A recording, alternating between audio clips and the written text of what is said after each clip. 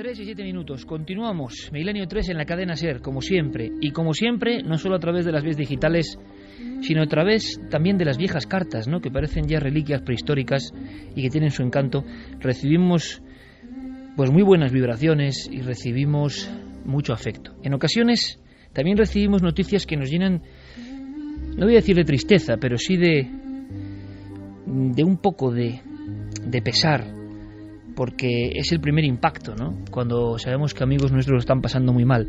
Y además sabemos también al mismo tiempo que muchos que estéis ahora mismo en hospitales, en lugares de dolor, en lugares de trance, pues lo entenderéis perfectamente. He de decir que hace unos días, o ayer mismo, hoy mismo, llegaba esta carta en papel a las manos de Javier Pérez Campos, que dabas una charla en Daimiel, pueblo de Brujas, y venía un chico que estuvo ya con nosotros hace un tiempo, que vino aquí a ver el programa, cómo se hacía, que es David Torres Calahorra, ¿verdad? Te daba la carta en mano.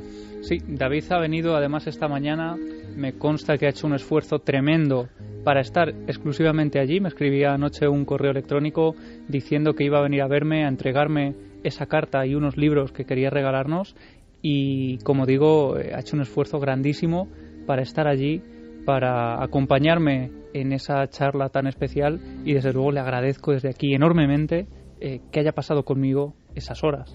Es que enseguida vamos con muchas más cosas, ¿no? Pero a veces una carta te reconecta con el misterio de la vida y de la gente que lo está pasando muy mal. Y a veces, evidentemente, en este país muchos lo están pasando muy mal, todos somos conscientes. Pero cuando llega una carta como la de David, que está debatiéndose prácticamente entre el más allá y el más acá, como él mismo dice, y te la manda con optimismo, y te la manda diciendo no dejéis de hacer radio y de acompañarme, bueno, pues uno realmente tiene que hacer un esfuerzo, ¿no?, para comentarlo. Y a mí, me conocéis, me va a costar mucho comentar algunas de estas cosas, pero me ha impactado, ¿no?, y nos da mucha energía. Es increíble cómo una persona que ha tenido varios trasplantes de médula, que ha tenido, bueno, pues problemas diversos, y que la quimioterapia no le ha resultado, y el otro trasplante que se ha hecho tampoco le ha resultado, le hace estar en un momento que para cualquier otro sería absolutamente de depresión, ¿no? Y además tendría toda la razón. Sin embargo, él, que es milenario de pro y que tiene el alma muy fuerte, y que ya nos lo hizo saber, nos escribe y nos pone en un compromiso, ¿no?, de intentar hacer lo que mejor sabemos hacer o creemos saber hacer, que es hacer la radio para acompañaros en muchas ocasiones. No somos muy conscientes de cómo nuestra voz, de cómo nuestras risas en ocasiones, de cómo nuestros miedos llegan al público, ¿no? No lo percibimos. Y somos muy conscientes cuando llegan cartas como esta, ¿no? Dice que, resumiendo, ¿no?, porque es muy duro, David, nuestro amigo David de Ciudad Real, que desde el 2008 hasta ahora pues ha sido una auténtica pesadilla lo que ha vivido, ¿no?, con leucemia y con los autotrasplantes, pero que aún así ha sido fuerte y que ha intentado aguantar, y que la única compañía que tenía muchas veces, porque muchos amigos le han dado la espalda y se ha sentido bastante solo, era la radio, y era Milenio 3 en este caso. Y eso impresiona lo suyo, recibirlo por escrito. Y él dice: ya no hay nada, o perdona, me equivoco, solo hay algo a lo que me he mantenido fiel, a vosotros, a vuestras voces. Y nos habla de que somos un bálsamo en estos momentos en que las medicinas pasan por el cuerpo como el que pasea por el parque, o como el que es indiferente ante verdades también expuestas por vuestras voces y trabajo. La enfermedad no le ha quitado la poca energía. Dice que desde hace ya un par de años apenas sale de casa, y si sale solo para ir al hospital. Los pronósticos son muy malos, dice, y antes de que llegue la hora, antes de encontrar el camino, dice que no cree que la vida se acabe así porque así, y que piensa, y se lo hemos enseñado en parte, o él cree que ha aprendido algo de eso. Si ha aprendido algo, pues merece mucho la pena comentarlo y devolverle tanto cariño, que no puede quedarse con la espinita de darnos un poco las gracias. Y yo creo que ahora me entendéis, ¿no?, este mal rato que estoy pasando, porque recibir esto de un chaval joven que se mantiene fiel a la radio, a la cadena SER, a Milenio 3, y que te escribe dándote las gracias y creyendo que hay algo más que lo físico, bueno, pues le deja uno, bueno, pues bastante acomplejado, ¿no? Porque luego nosotros nos quejamos de las cosas, de lo que pasa cada día, del problema de no sé qué, del problema de no sé cuántos, y de si tenemos más o tenemos menos. Pero de verdad, y sé que me entendéis, cuando uno recibe pues esta carta, una simple carta, una carta como otras tantas, pero con ese mensaje de fuerza ante lo que él considera ya que pronto va a llegar, uno piensa en los auténticos héroes, en los héroes de la antigüedad, que desde luego se enfrentaban a la muerte, esa que nos da tanto miedo, con otra forma, ¿no? Con otra filosofía, considerando que era el paso hacia otro universo de cosas. Nosotros, en el fondo, durante 12 años, y somos tan políticamente incorrectos por eso, hemos creído que no solo está lo físico, sino que hay muchas más posibilidades. Claro, cuando llega una carta como esta de nuestro amigo David Torres Calahorra, pues uno se emociona, y yo sé que David me va a echar la bronca, lo sé, porque me dice que no quiere penas, no quiere emociones, no quiere desde luego que su amigo Iker delante del micrófono se ponga así.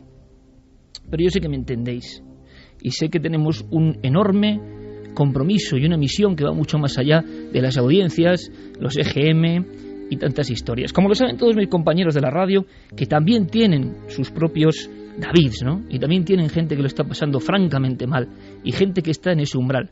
No es casual, hace poco hablábamos de personas que ante la tragedia tremenda de la vida creían que había algo más. Alguien puede esbozar una sonrisa y decir, no, científicamente no está demostrado, no tienes la razón.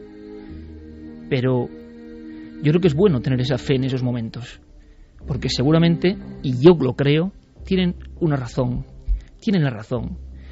La naturaleza es sabia y no hace las cosas porque sí, y seguramente más allá hay cosas maravillosas, estoy convencido, estoy absolutamente convencido, y creo que además, si no sería un poco incomprensible, gente como David las merece esas cosas.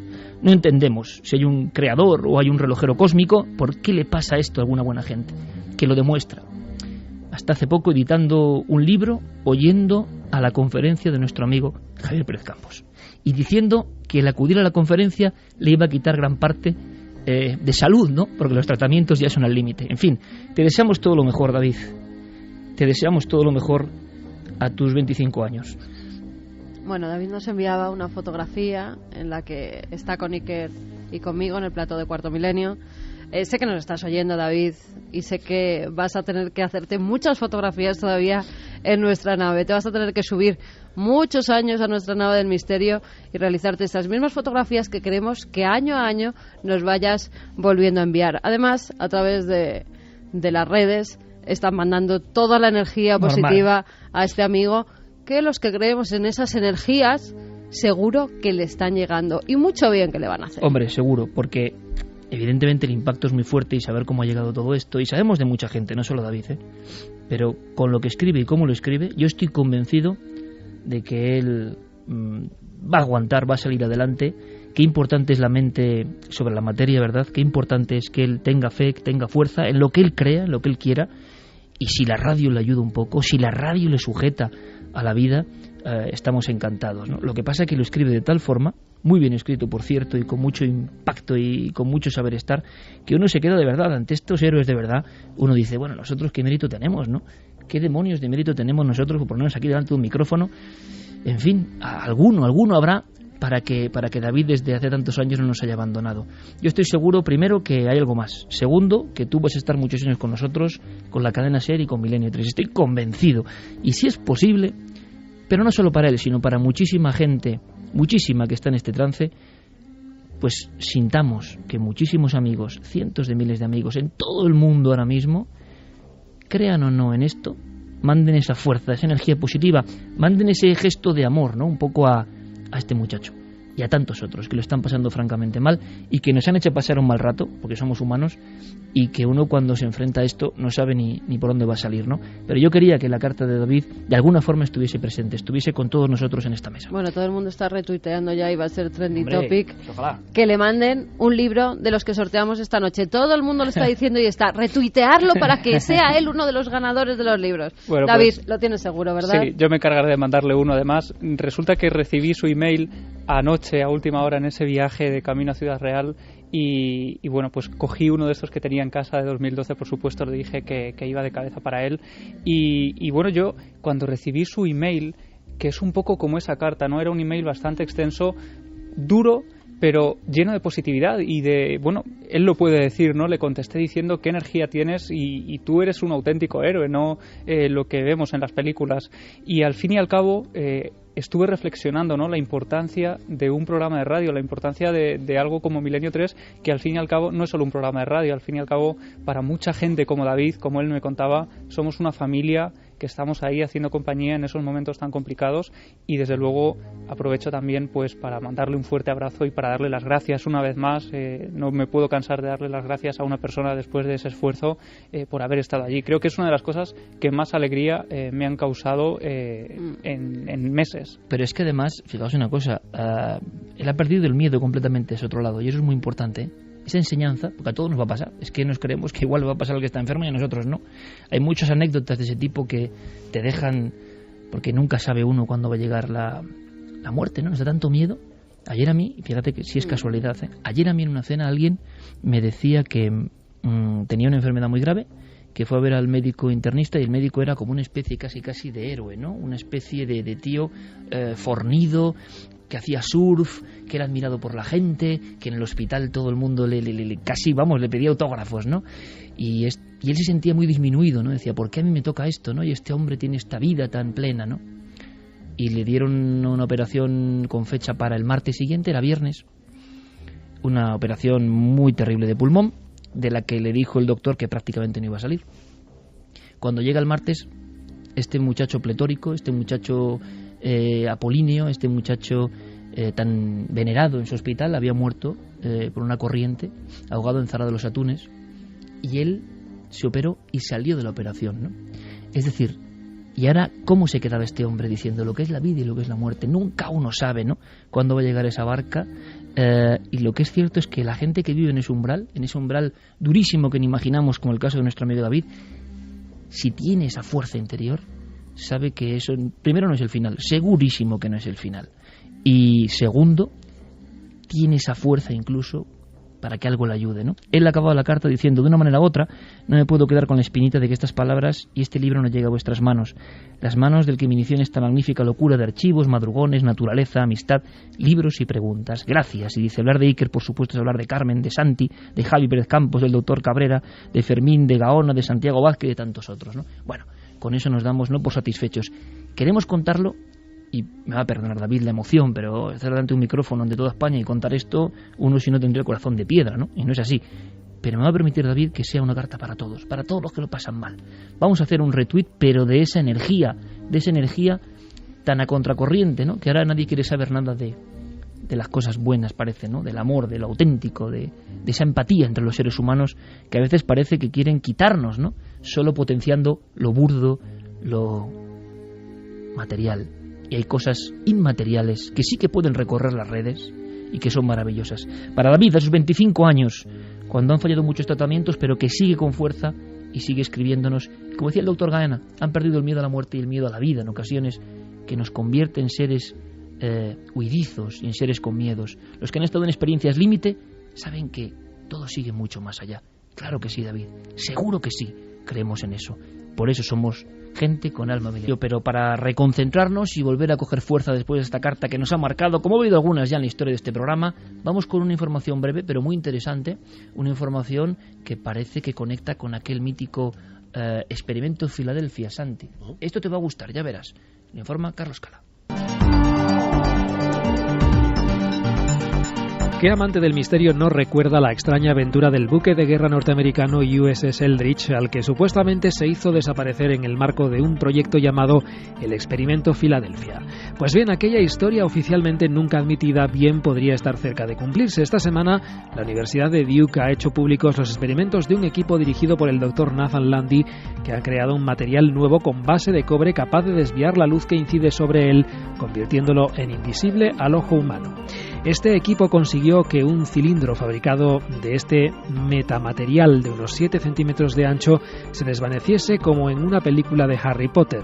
Controlamos la luz que proviene de un objeto, la guiamos alrededor de otro que queríamos ocultar e hicimos que regresara al mismo trayecto original, señaló a la BBC John Pendry, otro de los científicos que ha trabajado en este experimento. La explicación puede parecer simple, pero llevar esto a la realidad es algo muy complejo, agregó. 3:23. Por cierto, acaba de llegar una última noticia. Fermín Agustí, compañero, buenas noches. Buenas noches, Iker. Un día concreto de esta semana y muchísima gente, aluvión de mensajes, de testimonios, observando lo mismo. Efectivamente, el lunes 12 de noviembre, entre las 7 y las 7:15 de la tarde, se pudo ver en el cielo un objeto que cruza muy pocos segundos, durante 5 o 10 segundos, y son numerosos los testigos. Hablas de objeto, no de luz, un objeto que parecía sólido. Una luz, en algunos casos la describen como blanca, en otra verde, y sobre todo en Madrid, aunque también nos han llegado testimonios de gente en Pontevedra, en Badajoz, pero sobre todo en Madrid, el lunes. No sé si ha tenido contacto con Guillermo León urgente, si se puede hilar, porque ahora mismo, por ejemplo, parece que hay una lluvia de leónidas, si no me equivoco, sí, bastante fuerte. Pero claro, esto era el lunes, si había algún tipo de conexión con ese fenómeno astronómico o no. No, Guillermo me contaba que no, que las leónidas empezaron el 15, esto sucede el 12 y además el día fuerte fue en la madrugada del viernes al sábado. Por lo tanto, las leónidas quedarían descartadas, así también como la Estación Espacial Internacional. ¿Descartada? También descartado porque no habría en ese momento ningún satélite que se pudiera ver a simple vista desde el cielo. Bueno, pues interesante. Con todo esto, y en una ráfaga de apenas un minuto, voces de las personas, y gracias, como siempre, gracias una vez más a esta audiencia que es tremenda, y que se ponía por las vías de contacto en conexión con nosotros, y así podíamos tener en una especie de paneo, como decimos en la tele, en un giro de cámara, pues un mosaico de lo que habían visto, y lo contaban así de bien. Ha ocurrido esta misma semana. Esto fue el pasado lunes, el día 12 de noviembre, en Madrid. Yo iba con mi señora y fue ella la que lo vio. Dice, Roberto, ¿qué luz es esa tan grande? Entonces miré a la derecha, es decir, dirección norte, y efectivamente ahí estaba desplazándose una luz blanca azulada, como la que podía resultar de una soldadura, pero compacta, no salían chispas ni nada así, ¿no? No tenía halo, no dejaba una estela y que se desplazaba pues a una velocidad muy grande. El lunes a las 7 de la tarde venía en el coche y llegando a un pueblo que se llama Moraña, así hacia el cielo, y pasar una cosa verde que era así triangular, bastante grande, que cruzó todo el cielo, ¿no? Yo al principio pensé que era un avión que se había estrellado y estaba ardiendo, pero después, como desapareció. Yendo hacia el coche, en dirección norte, precisamente, vimos pues una masa lumínica muy grande, muy intensa, seguida de un haz como de fuego. Lo estuvimos siguiendo durante unos 10 segundos, una cosa así. Desapareció, o sea, de repente desapareció. Iba conduciendo por la carretera que va de Torrelodones a Galapagar. Y de repente, además, que llamaba muchísimo la atención porque estaba el cielo totalmente oscuro, no había nubes, y vi de repente una esfera blanca, además totalmente definida, que proyectaba una luz blanca muy fuerte, iba muy rápido para ser cualquier avión, helicóptero, y era bastante grande. Entonces iba a una velocidad haciendo así como un arco descendente durante 5 o 6 segundos, y de repente desapareció. Y justo en una de las salidas de la M30, en la salida de Santa María de la Cabeza, al ver el cielo vimos una luz verde que cruzaba el cielo de izquierda a derecha, muy rápido y bastante grande. Testimonios de todo tipo. En Denver, por cierto, en Estados Unidos, también ha habido mucha polémica con una filmación, diferentes cadenas de televisión, una filmación que nos parece un poco polémica, que podría tratarse de algún elemento biológico, tipo insecto, tipo colibrí, se ha hablado mucho, pero nos interesa sobre todo lo que pasa en España, y en España ha pasado en este día 12. ¿Alguien ha visto algo más? ¿Alguien tiene más datos? De momento, más mensajes. Vamos con mensajes, muchos van dirigidos a David. Alejandro dice: momentazo en Milenio 3, la carta de David es un ejemplo para todos. A la vida y a la muerte hay que mirarles a la cara. Álvaro nos dice: el programa y sus oyentes demuestran ser como la Tierra misma, un gran organismo que siente y comparte, interrelacionados todos. Oye, qué bonitos mensajes, ¿eh? Emanuel Barrientos: fuerza para David desde Costa Rica, sabemos que te vas a poner mejor. Un abrazo. Manuel Ruiz dice que está muy emocionado y que de forma más light él también lo está pasando regular, pero que le manda toda su fuerza a David. Paco García: ánimo David y a todos los Davices que luchan por su vida. David contra Goliat, nunca mejor dicho. Es increíble cómo aprendemos cómo escriben los mensajes, cómo expresan su sentimiento. Yo que a veces, como veo el mundo como está, cada vez considero que la audiencia milenaria es que es algo muy distinto, y me vais a permitir, pero es lo que pienso. Ahora seguimos con mensajes, pero Santi, no te he dejado a ti dar tu opinión, y aunque sea una pincelada, pues una vez más, ya hemos tenido varios casos, ¿no? La enorme responsabilidad, yo pido disculpas, porque tampoco uno se puede quebrar así leyendo una carta, ¿no? Pero oye, es que me impresiona, lo considero parte de mi familia radiofónica y mi familia etérea, ¿no? Y cuando uno tiene esto en la mano y tiene una foto de Carmen y mía con él, ostras, pues uno siente que la vida es tan incomprensible, tan increíble, tan injusta en muchas ocasiones, pero en los peores momentos ve ejemplos de una luz que a uno le dejan deslumbrado, ¿no? Y las emociones surgen porque nosotros somos verdad. No sé si tenemos la verdad, pero que somos verdad delante del micro, eso no cabe la menor duda. Y como otro de los que es verdad es Santiago Camacho, me gustaría, pues, porque es de ley, que tuviera su pincelada, aunque sea rápida, sobre esta carta en papel, ¿no? Que guardaremos siempre con nosotros.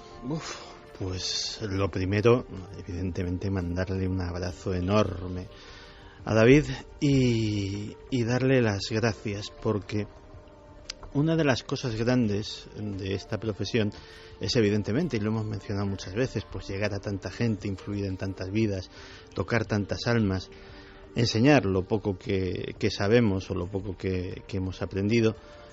Pero el privilegio mayor es cuando alguien como tú, David, es el que nos enseña una lección a nosotros, y entonces sí, hay que darte las gracias. No te voy a desear valor, porque valor es lo que te sobra. Así que bravo David, pero bravo como surgió esa palabra, bravo de bravura, que es lo que esos renglones pues destilan cada uno de ellos. Y yo digo bravo Santiago Camacho. Rápidamente, antes de mensajes, Fermín Agustí, que pide paso. Fermín es que le gusta mucho hablar desde el otro lado y me pide paso. ¿Qué pasa, Fermín? Pues que en esta hora y después de todo lo que ha pasado en esta tercera hora, somos Trending Topic Milenio 3 en Twitter. Pues yo os digo una cosa, nunca me he alegrado tanto de ser Trending Topic. Porque no es Trending Topic por no sé qué romance de no sé quién, por no sé qué disputa, por no sé qué caso truculento.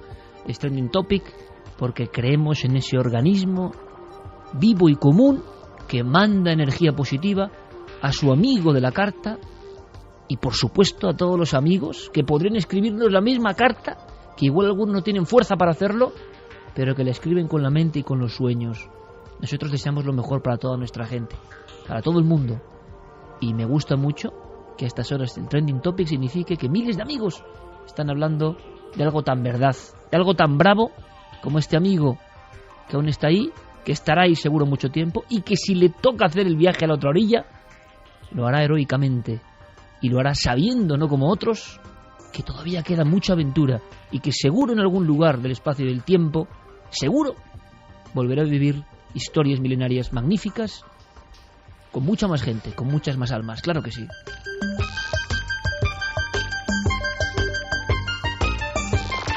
Magnolia Ruiz dice: David, estamos contigo, es toda mi energía para ti, corazón, no estás solo, te quiero mandar la mejor de mis sonrisas.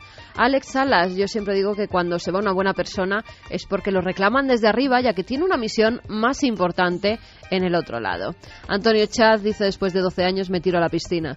Hacéis mucha compañía, trascendéis por encima de la turba e ideologías que nos suelen mover. Ahí reside parte de vuestra grandeza. Muy buen giro sutil al programa. Un saludo desde Adeje. A David: muchos ánimos, amigo. Lo que me pasa a mí no es tan grave. Una operación de hernias discales se complicó. Dicen que no hay remedio, pero no me rindo. Me apunto a todos los experimentos. Hay que vivir. Qué bien. Beatriz Escalona dice: mucho ánimo, David. Eres muy fuerte. Sin conocerte siento que te conozco. Te mando mucha energía. Nuria Muñoz Romero: nudazo en la garganta y lágrimas por las mejillas. Ánimo a David y a todos los que estén en ese trance. Si es que existe algo más, a mí no me cabe la menor duda. Grande Iker. Fran Gómez dice: fuerza, David, de aquí la mayor familia de España. Y en eso tiene mucha razón, ¿eh? Una gran familia que se une cuando lo necesitamos. María Pereira Vega dice: hola Iker, por primera vez en tu programa me has hecho llorar. Soy enfermera y esta semana, el martes 13, se nos escapó de nuestras manos la vida de un niñito de 4 años, víctima de un atropello e hijo de unos amigos. Espero que este peque, Omar, acompañe a David y le dé mucha fuerza. Un abrazo y gracias por el programa. Raquel García Alonso dice: David, toda mi energía positiva, solo hay un camino hacia adelante. Lucha sin descanso por la gente que tienes a tu lado y te quiere. Dani Martínez: David, fuerza, saco, tío. Tú puedes, fijo. Toy Soldier, sin saber qué decir después de escuchar las palabras de David. Brutal, mucho ánimo.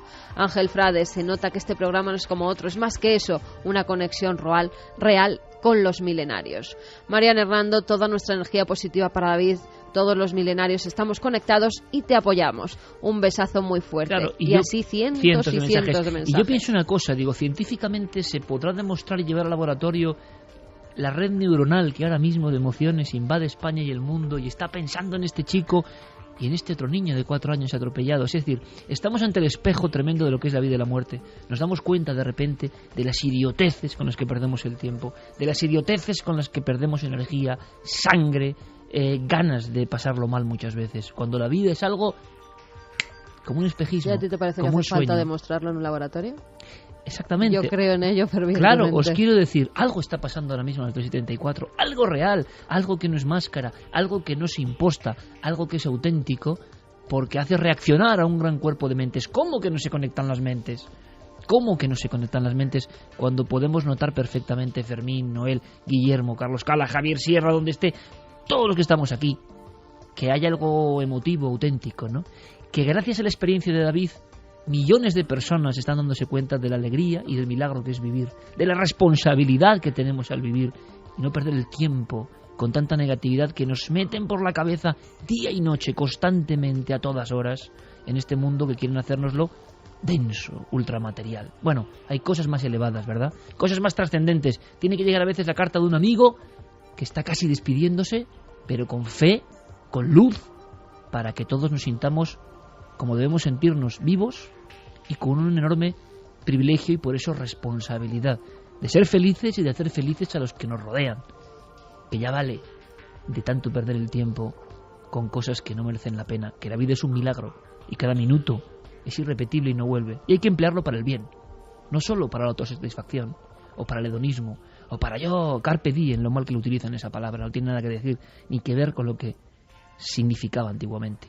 Hay que aprender de los animales, como hemos visto, y por supuesto de las personas de buen corazón. Vaya ejemplo. Y queremos simplemente ser altavoz de ese ejemplo. Vamos a cambiar de tercio, seguiremos con mensajes porque evidentemente la carta de David, y no sabíamos, ¿no?, cuándo leerla, de qué forma, pero sabíamos que tenía que estar, y ahora nos alegra que esta reacción vuestra, que me hayáis perdonado esa quebradura de voz, esas lágrimas que casi me han salido, porque un locutor no debe hacer esto, aunque yo creo que ya ni somos locutores, ni somos oyentes, somos otra cosa, ¿no? Somos otra cosa muy unida y que se emociona también. Vamos a hacer una cosa, porque somos Milenio 3. Vamos a acudir a un lugar de misterio. Es nuestra obligación, el reporterismo no para, y más con Ger Pérez Campos, ¿no? Y con su libro En busca de lo imposible, que es un buen regalo, de verdad, para estas Navidades. Claro que sí, lo digo porque lo siento también. Y porque es uno de esos libros a la antigua usanza que perfectamente podría contar este caso, Javier, este caso que nos lleva a Melilla.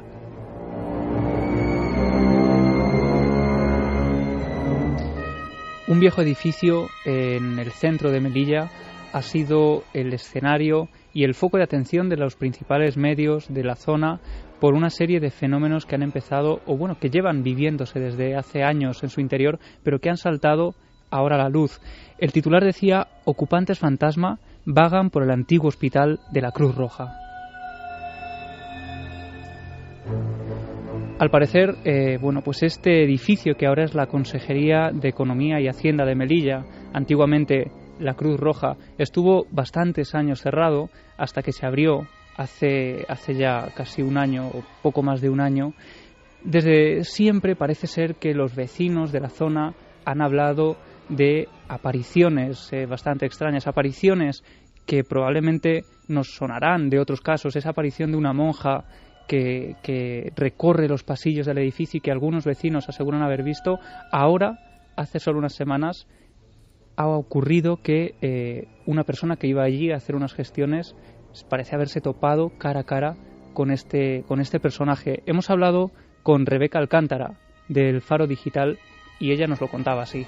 Gente pues que había ido allí a hacer algún trámite o a hacer algún papeleo, pues había sentido la presencia de alguien, y el caso de un señor que fue a pagar una factura y salió a uno de los patios del hospital y entró dentro y les dijo a las funcionarias que trabajaban allí que se habían puesto una estatua de una monja en el patio. Ellas se sorprendieron porque allí no había ninguna estatua y salieron todos. Él insistía en que estaba viendo allí la figura de una monja o de una mujer, y el resto de la gente no decía que no veía nada, y él aseguraba que lo había visto. Y todas estas historias no solo tienen que ver con personas que pasan por allí de forma más o menos habitual, sino con los propios trabajadores del edificio, que sobre todo los del turno de noche, precisamente porque parecen estar más expuestos a esos sonidos que son mucho menos habituales que por el día, sienten en algunas salas del edificio un temor bastante especial, hasta tal punto de no querer ir a trabajar, de ir acompañados al trabajo, de no querer quedarse solos en determinadas zonas de ese hospital. La eterna radiografía que pasa en muchos lugares, ¿no? Que hemos ido sacando últimamente. Sí, es lo que hemos escuchado en tantas ocasiones, y si quieres vamos a seguir escuchando a Rebeca haciéndonos una crónica de lo que está ocurriendo. La gente de seguridad que trabaja allí por la noche escuchan ruido en la escalera que baja del sótano, que se siente la presencia de alguien. Enseguida se tiró del hilo, uno llamó a otro, mi amigo dice que la ha visto, yo tengo un conocido que también lo ha sentido, o sea que todo el mundo sabía de lo que se estaba hablando, y el que más y el que menos tenía alguna relación con alguien que o había sentido algo, o había visto algo, o había escuchado algo. Claro, viendo esto, escuchando esto mejor dicho, es como para hacer un catastro de los lugares donde ocurre, porque vamos a empezar a pensar que en qué lugar histórico que ha habido obras y que luego es oficial no pasan estas cosas.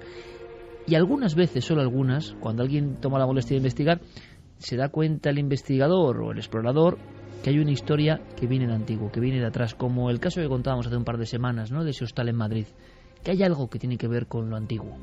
Sí, en este caso, este edificio, que antiguamente era precisamente ese edificio de la Cruz Roja de Melilla, fue también el lugar donde eran llevadas las víctimas de ese desastre anual del año 1921, donde se estima que perdieron la vida entre unas 7.000 y unas 10.000 personas. Que se dice pronto. Ahí es nada. Es una de las tragedias bastante olvidadas de nuestra historia. Anual 1921. Y bueno, pues en este caso, además, hay que tener en cuenta, y este es el detalle que una vez más parece dotar de cierto interés al caso, es que muchas de las mujeres que atendían a esos enfermos eran monjas. Está constatado que las monjas trabajaron en ese antiguo hospital de la Cruz Roja, pero es que parece que hay un detalle más sobre el emplazamiento del edificio. Según me han contado gente que ve aquí, que en las inmediaciones también había un cementerio donde se enterraron algunos de los fallecidos. Y bueno, pues algunas de las monjas que trabajaron allí también murieron en Melilla. A la entrada hay una placa en la que se recuerda pues a estas mujeres que cuidaron de los heridos en 1921. Esto sí que es curioso, o sea, hay una placa conmemorativa, quizá escondida a nivel de la historia actual, que habla de esas religiosas, como tantas veces, gente de las diferentes hermandades religiosas que dieron todo su esfuerzo para ayudar a esas personas agonizantes. Hay que imaginar el cuadro un poco, ¿no? Y entonces en ese rincón, que quizá ahora se ha aislado con las apariciones, se recuerda a las monjas de verdad, de carne y hueso, de hace casi 100 años. Claro, es que ese edificio conserva la estructura de lo que fue antiguamente, conserva pues todos los pasillos tal cual. Desde luego fue remodelado para poder pues ser lo que es ahora mismo esa consejería, pero por fuera hemos visto fotografías históricas y es exactamente la misma estructura, una especie de edificio palaciego con unas 3 alturas y una torre central con un reloj que parte esa fachada en 2. Se sabe que algunas de esas monjas están enterradas allí, o cerca de allí. Sí, parece ser que hay un cementerio cerca donde están enterradas también esas víctimas del desastre anual, y lo interesante a raíz de aquí sería no solo iniciar una investigación histórica de cuánto de real y de leyenda hay en todo esto, sino si alguno de las personas que han vivido algo, incluso los propios trabajadores del edificio, si nos están escuchando ahora mismo y han vivido alguna cosa, pues que se pongan en contacto con nosotros para saber un poco más de esta historia. Y una vez más, Pérez Campos será de buscador de lo imposible, se enfrentará, vamos a ver con qué suerte o no. Esto es como una lidia en parte, ¿no? Porque a ver cómo sale el toro de la información en este caso, porque podrías contar muchas cosas de vetos, de prohibición de grabar a funcionarios. Cuando hay ámbito estatal, a veces son la flauta y sí que hay suerte. Ojalá sea este caso el de Melilla, porque ni Ceuta ni Melilla están al margen de historias bastante terroríficas, muchas marcadas por la sangre antigua. Anual 1921. Si alguien quiere saber más, no hay más que buscar en la red una historia tremebunda. Como tremebundo, y le pido rapidez, sé que Santi puede hacerlo así, es la crónica, su columna de alguna forma, su opinión e información mezclada en torno a todo lo que está pasando con la CIA antes de viajar a ese mundo de las leyendas, el créalo o no, de Diego Marañón. Pero apenas en unos minutos, Santi, ¿eres capaz de contarme por qué hay algo más detrás de todo el tumulto de la CIA de esta semana? Vamos a ver, lo primero, vamos a resumir lo que ha sucedido, porque es tal el cúmulo de información que mucha gente, yo creo, que ni ha entendido lo que ha pasado. Y es que si Estados Unidos tenía un héroe actualmente, ese era el general David Petraeus. David Petraeus es el héroe de la guerra de Irak. Es el hombre que cuando llegó a hacerse cargo de las tropas americanas impuso lo que llamaba la doctrina Petraeus, que básicamente era colocar pequeñas unidades patrullando toda la ciudad al modo de los policías americanos, haciéndose amigo de la gente, que les conocieran en todo el barrio, y de esta manera consiguió un notable aumento en la seguridad de las calles, que de todas formas nunca fue gran cosa en Irak, por desgracia.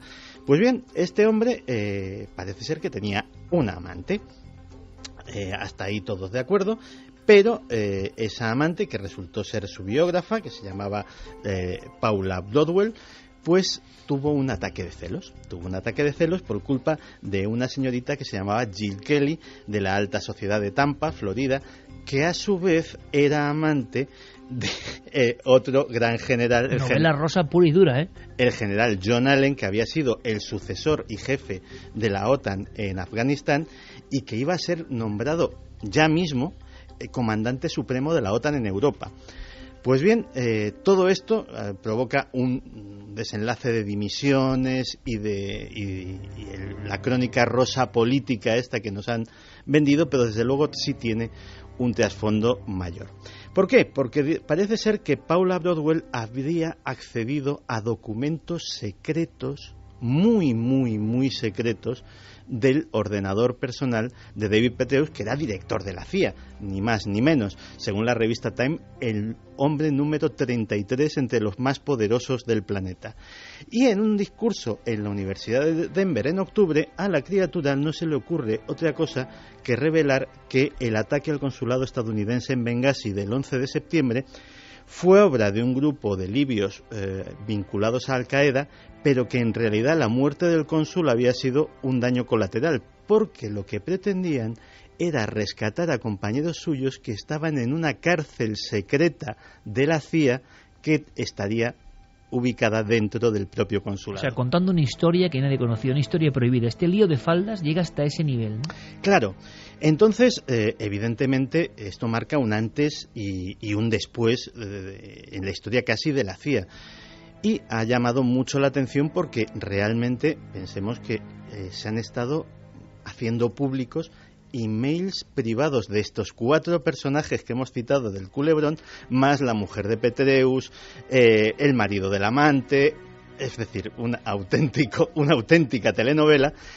Y el público norteamericano se acaba de dar cuenta de una cosa: el FBI tiene acceso a los emails de todo el mundo, porque nadie ha ido a casa de David Petraeus a quitarle su ordenador personal o confiscárselo o meterle mano a su disco duro, ni a la señorita amante, ni a la señorita pretendiente amante, ni al colega que tenía otra amante, sino que todo eso lo ha accedido a ello el FBI desde sus oficinas. Directamente. Y entonces, evidentemente, pues la población norteamericana pues ha entrado casi en pánico, porque, como te decía, eso que estábamos mencionando antes la semana pasada, de que el gran hermano podía hacerse realidad, ahora lo están empezando a ver palpablemente y con pruebas de muy alto nivel. Por otro lado, los teóricos de la conspiración dicen que todo esto ha sido fruto de una intriga palaciega. Dice, claro, estamos en Estados Unidos. Estamos en Estados Unidos, donde Franklin Delano Roosevelt tuvo amantes, Eisenhower tuvo amantes, Kennedy tuvo amantes, Johnson tuvo amantes y Clinton porque la amante le salió respondona. Pero si no, no se hubiese enterado nadie y el FBI lo sabía todo y hacía la vista gorda de todo. ¿por qué convenía sacar este caso en concreto y quitar de en medio en concreto a este señor en un momento, que ya lo hemos dicho antes, en que la tensión internacional se está disparando por segundos? Pues bien, eso también está dando pábulo a muchas teorías de la conspiración. Y por último están los que dicen bueno, si esto hubiese sido un simple lío de faldas, ¿por qué dimite este señor? Pues este señor forma parte de una cosa que se llama la cadena de continuidad del gobierno. La cadena de continuidad del gobierno son apenas una veintena de hombres que no solo el presidente, ellos también tienen la llave, tienen la tarjeta cifrada que abre el maletín nuclear. Esto es de novela absoluta ya. Claro. Los hombres de la llave. Efectivamente, si al presidente le pasa algo, se recurre al vicepresidente. Siempre tienen que ser dos, es decir, tienen que abrir dos ese balón, como lo llaman en clave los miembros del servicio secreto, y acceder a los códigos que dispararían las armas nucleares norteamericanas. Y hay una cadena de, pues si este está muerto, pues el otro, si no el otro, si no el otro, y Petraeus, como director de la CIA, pues ocupaba un determinado puesto.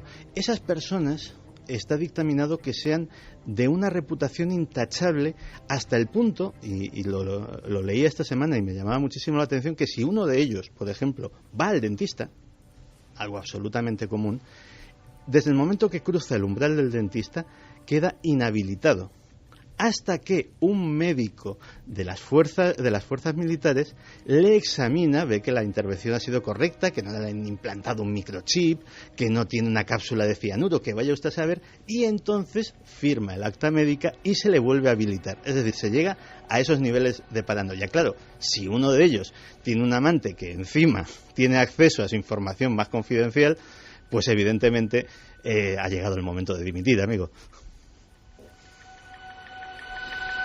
Lo que se cuece detrás de este affair del que habla todo el mundo a nivel internacional y que para los conspiranoicos, como perfectamente diseccionado Santiago Camacho, tiene mucha más oscuridad. Hay oscuridad en lo que trae Diego Marañón, créalo o no. Hubo aquí apuestas, todo el mundo en contra, excepto Carmen, que decía que la historia era real, esa mujer que desaparecía, se esfumaba en su hotel. Veremos ahora estadísticas. Entra ya en escena, se abre el telón. Diego Marañón, nuestro detective del insólito.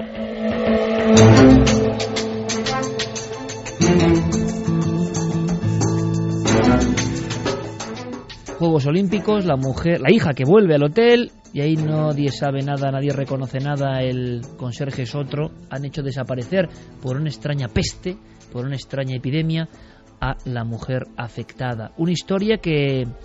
¿Cómo quedó en nuestra apuesta semanal en ikerjimenez.com? Pues la gente no se lo cree. 69,4% dice que es falso, que la historia es completamente falsa, y que es verdadera un 30,6%. El hotel que cambiaba un poco hasta casi de aspecto y de personas, ¿no? Para encubrir por la puerta trasera o por las puertas traseras la historia de cómo evacuar a esa mujer que tenía un extraño mal. Es quizá la historia con más votos negativos o de falsedad de todas las que hemos emitido. Diego Marañón, compañero, buenas noches. Hola, ¿qué tal? Buenas noches a todos. 69%, ¿eh? Uh-huh. No está nada mal. Y además han acertado. Es una historia que o sea, Carmen falló. Carmen. Yo me creía lo del probador que entrabas y no volvías a salir. Eso era en Estambul, eso igual le pasa a Javier. ¿Cómo no me iba a creer esto? Javier, que no vaya por el zoco. Que... Ya, pues mira. Diego, o sea que era falsa la historia. Sí, además es una historia antiquísima cuyas primeras referencias están en un periódico de Detroit en 1889, nada más y nada menos. Se ha ido adaptando a los tiempos. Se han hecho infinidad de novelas, películas, incluida, por ejemplo, Alarma en el Expreso de Alfred Hitchcock, que se basa en este argumento. También un capítulo de la serie Alfred Hitchcock presenta 5 años después. Incluso, además, podemos escuchar, Iker, si quieres, un corte súper breve para que la gente vea que esa historia dio para bastante en el séptimo arte. Por favor, deme la llave, número 342. ¿A quién desea ver, mademoiselle? Oh, veo que lo ha olvidado. Yo me hospedo aquí. ¿Perdón? Yo quiero la llave de mi habitación. ¿Su habitación, su apellido, por favor? Winthrop, señorita Winthrop. Estoy aquí con mi madre. Winthrop... No está... lo siento mucho, mademoiselle. Es evidente que... Bueno, creo que se ha equivocado usted de hotel. Pero este es el hotel. Lo recuerdo todo. Lo siento, mademoiselle. Mírelo usted misma. Número 346. Bueno, grande nuestro compañero Diego Marañón, porque estás viviseccionando de alguna forma el arquetipo de una leyenda urbana que se ha ido copiando una y otra vez, ¿no? Sí, fíjate, incluso el último ejemplo, variando un poco el argumento, lo teníamos en el año 2005 con esa película de Jodie Foster, Plan de vuelo desaparecida, es verdad. en la que era la hija, ¿no?, la que desaparecía, y bueno, todo el mundo en el hotel en pleno vuelo, ¿no? Efectivamente, que había subido y que había embarcado a ese vuelo sola, ¿no? En fin, un argumento con paranoia que, como ves, lleva dando que hablar durante más de un siglo. Lo que pasa, Diego, que expresa perfectamente el miedo, ¿no?, cerebral que tenemos a desaparecer en cualquier momento en una gran urbe, ¿no?, en un traslado. Claro, es uno de los peligros de los que nos alertan las leyendas urbanas. Vamos con la siguiente historia, que tiene que ver con un hallazgo terrorífico, ¿no?, con una criatura. Efectivamente, ocurrió hace apenas 2 años, 10 de diciembre de 2010, la cadena NBC, uno de sus canales sindicados, abría su informativo Iker de este modo que vamos a escuchar. Gracias por ver las noticias de la NBC 33. Buenos días, son las 6:26. ¿Recuerdan que les pedimos que nos enviaran sus mejores fotos al informativo? Bueno, tienen que ver lo que un espectador dice haber captado con una cámara de caza en Berwick. Realmente no sabemos lo que es. El chico que nos lo ha enviado, que no ha querido dar su nombre, afirma que es totalmente real. Dice que la semana pasada encontró junto a su familia y amigos una de sus cámaras de caza destrozada, pero la tarjeta SIM seguía allí, con esta imagen demencial.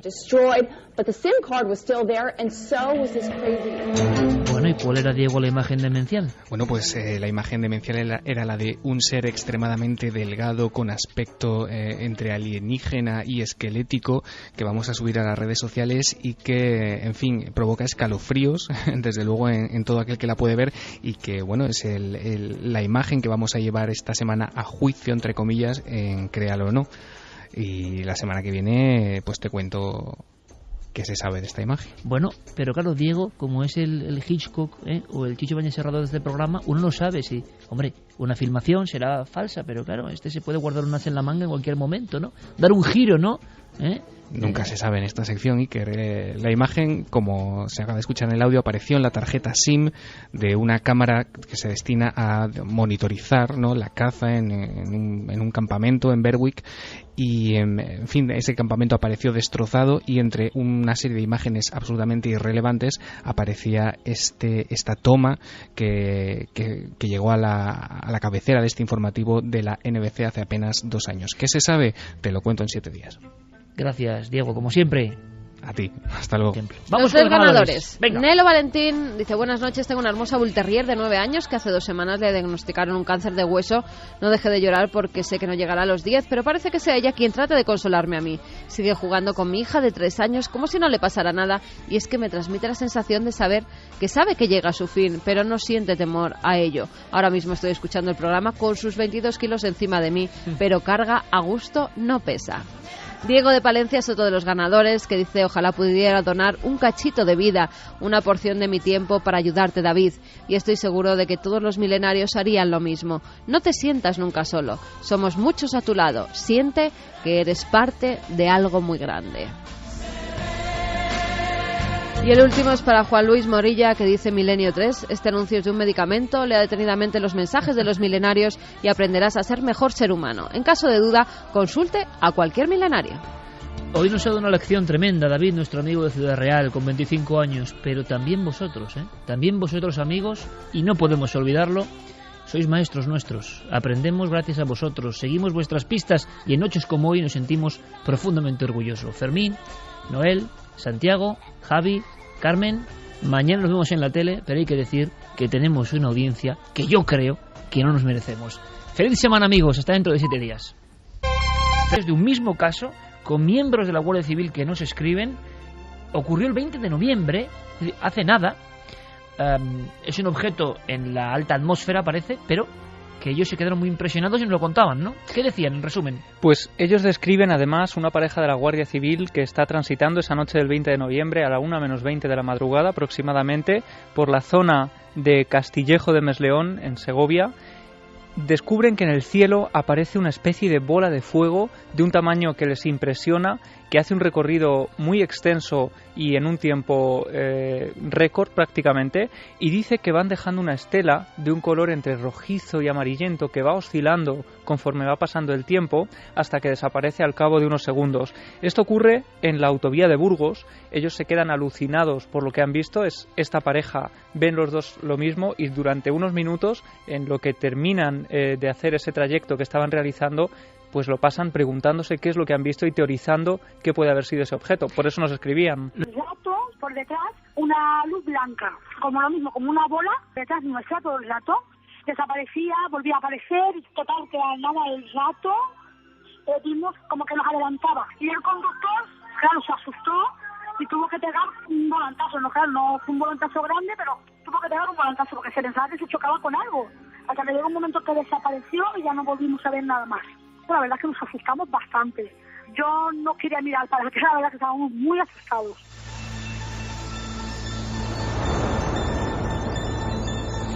3 y 12 minutos, esto es Milenio 3 y como siempre este es el programa en la cadena SER que trae toda la información del misterio, cuándo está pasando, cuándo está ocurriendo, es nuestro compromiso este año.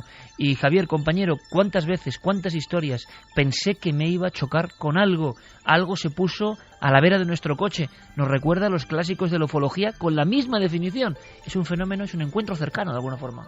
Desde luego, encuentros que siguen produciéndose y en este caso, fíjate, el último nos llega desde Italia de una manera muy curiosa, porque tú hablabas antes del aperturismo que se está viviendo en España, en fin, con autoridades de todo tipo que ya admiten, en fin, que estas cosas se están produciendo en nuestros cielos y nos las comunican. Bueno, pues en Italia todavía les queda un poco de recorrido para aprender, porque fíjate, el presidente de la región de Lombardía, que es una de las regiones más ricas de Italia, donde está Milán, Roberto Formigoni, estaba el pasado jueves, este día 22, en París, en la zona de Trocadero, cuando a la 1:36 de la mañana manda un tuit a través de su teléfono móvil en el que incluye una fotografía de un objeto no identificado que él acaba de obtener en ese mismo momento sobre un bloque de apartamentos del centro de París. Y le extraña y lo ve directamente, que es algo no muy habitual, no convencional, no es ningún avión, no es nada. A él le llama muchísimo la atención, él es un político, en fin, de largo recorrido en Italia. Tú imagínate, él tiene 65 años,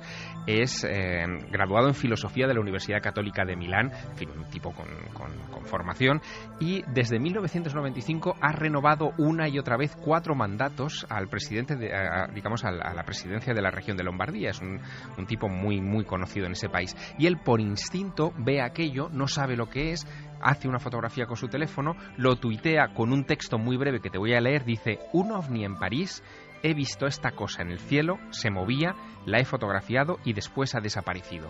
Ese tuit es visto en las siguientes horas por 1.600.000 personas. Claro, más que... Pero analicemos lo que acabas de decir, Javier, y yo muchas veces, mira que soy reacio a algunas cosas, pero ese tuit alcanza una audiencia en horas imposible, excepto para la televisión, imagino, para un gran programa de radio, para ningún periódico, por ejemplo, prácticamente. Bueno, los periódicos, de hecho, digitales de Italia, que tienen evidentemente en sus favoritos a toda la clase política, pues aquello les llamó inmediatamente la atención y lo publicó. Pero fíjate, la reacción fue que, como de burla, de jiji, jaja, pero ¿cómo es posible que un político se entretenga en estas cosas, ¿no? Es más, a nosotros, a España, nos llega a través de varios corresponsales de la prensa española en Italia, con tweets, que yo por eso me entero de esta historia, que dice: descojone en Italia.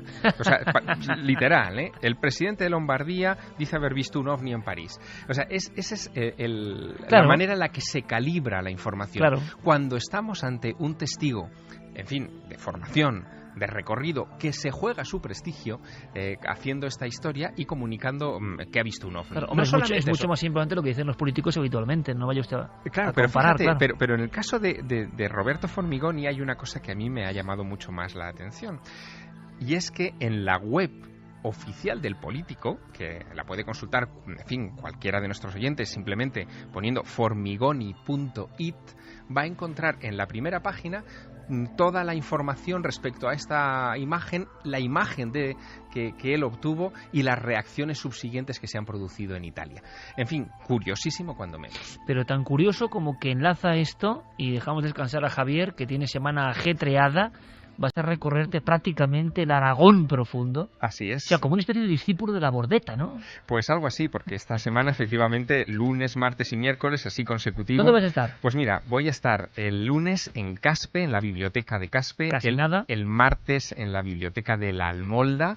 Increíble. Y el miércoles en la de Calatayud. Bueno, hablando de su propia obra, o sea, Aragón ancestral y auténtico con nuestro compañero Javier Sierra, si queréis, que os firme uno de sus libros. Nosotros hemos visto hoy la tapa, la portada, el bosquejo de alguna forma de lo que publicará Javier. ¿Cuándo vas a publicar, Javier? ¿Se puede decir algo? Bueno, podemos avanzar que será en el mes de febrero. No decimos nada, no por supuesto, ni nada título, ¿no? No, ni título. Mira, ahora de repente, no. Mira, los señores de Planeta, ahora lo digo y qué. Yo solo puedo decir que es lo mejor que he leído de Javier. Es lo mejor que he leído de Javier Sierra. Y a mí me ha emocionado, pero de verdad, de forma increíble. Un libro absolutamente iniciático. Te deseamos lo mejor, Javier, y que el público aragonés, que también es tu público, evidentemente disfrute de las muchísimas cosas que les vas a enseñar. Un abrazo muy fuerte, compañero. Otro para ti, Iker. Buenas noches. Vamos a hacer una cosa. Javier ha contado algo a raíz de ese tuit que es muy importante, es la reacción de la gente. Hablamos de un concepto que a Santi le gusta mucho y veré que hacer un programa, que es un concepto brutal, meme. Es decir, idea que se desarrolla por sí misma, la gente la defiende, aunque no sepa lo que defiende, es una cosa alucinante. Una vez que has nombrado meme, acaba de llegar, es que por eso te lo digo, un mail que decía que es un meme de internet lo del caballo. Es un meme. Sí, porque también les llaman esos movimientos. Exactamente.